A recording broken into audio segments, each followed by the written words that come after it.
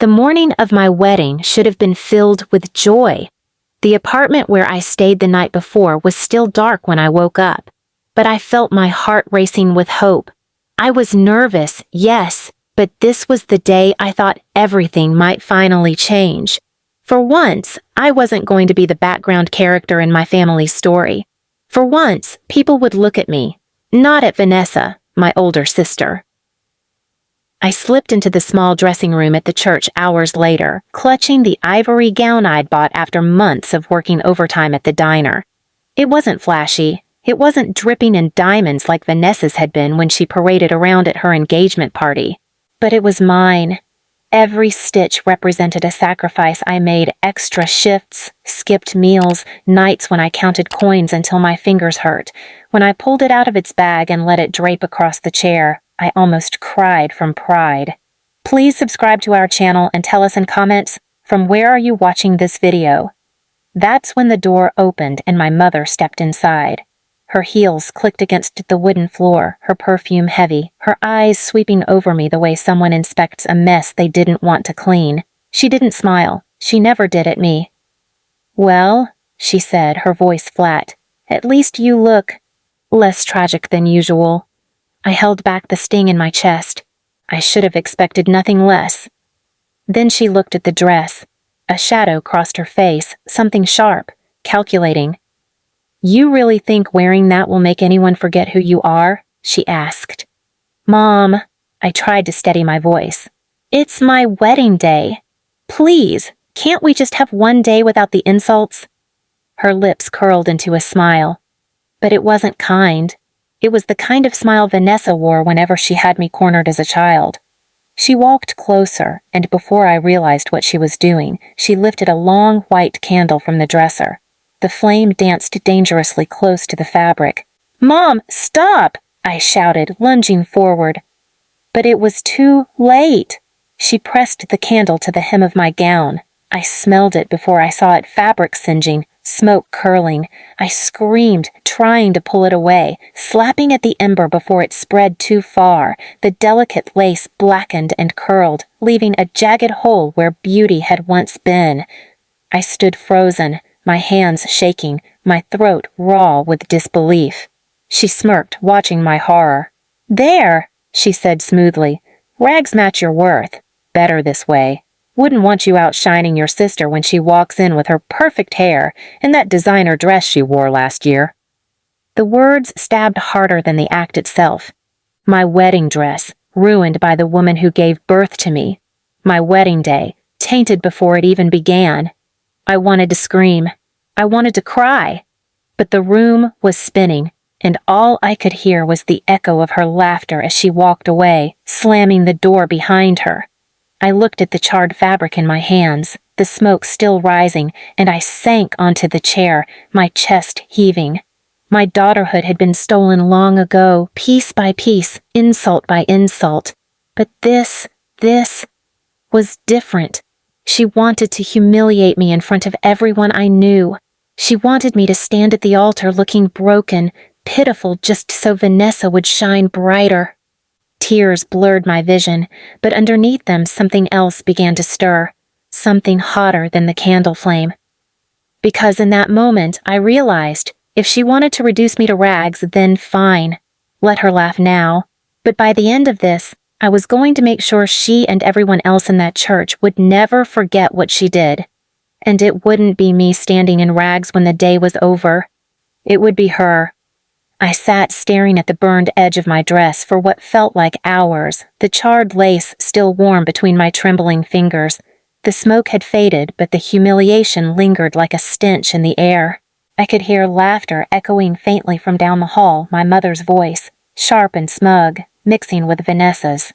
My sister had arrived early, of course, strutting around like the star of a show that wasn't hers. For a moment, I thought about canceling the whole thing, walking away. But then I looked at my reflection in the cracked mirror. My eyes were swollen from tears, but beneath the pain, I saw something I'd never noticed before: fire. The kind that doesn't burn dresses, but burns people's masks right off their faces. I dabbed away my tears, pulled the gown over my head anyway, and slipped it on. The hole near the hem glared up at me like an open wound, but I didn't care. If they wanted me to be embarrassed, they'd underestimated me. They'd forgotten who I was. As I walked down the corridor, I caught snippets of their voices. Huh, she really thinks she's the bride? Vanessa giggled. She looks like she's playing dress-up in a thrift shop. Don't worry, Mom replied. Everyone will see what she is. Nothing. I stopped at the door, my nails digging into my palms. Let them laugh. Let them think they'd won. They had no idea what I'd been preparing. Because while they were busy mocking me, I had been busy gathering every lie, every cruelty, every twisted little secret they thought they had buried. It started weeks ago when my fiancé, Daniel, confessed something to me how Vanessa had tried to flirt with him behind my back, whispering that I wasn't wife material and that he'd regret choosing me.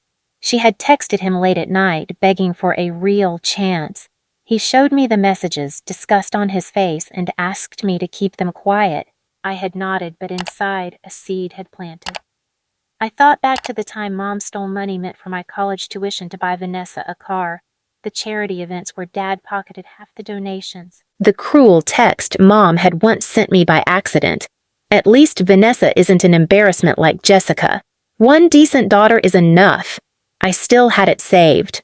Piece by piece, I had built a folder on my laptop, screenshots, receipts, whispered recordings on my phone when they slipped up in their arrogance. And now, standing outside the hall filled with guests, the same guests they craved validation from, I realized this was the perfect stage. I took a deep breath, slid my phone into my dress pocket, and walked in. The room shimmered with chandeliers, laughter, and shallow congratulations. Vanessa sparkled in her designer gown, her smug smile widening as she saw the burned patch on mine. Mom leaned in, whispering loudly enough for half the room to hear.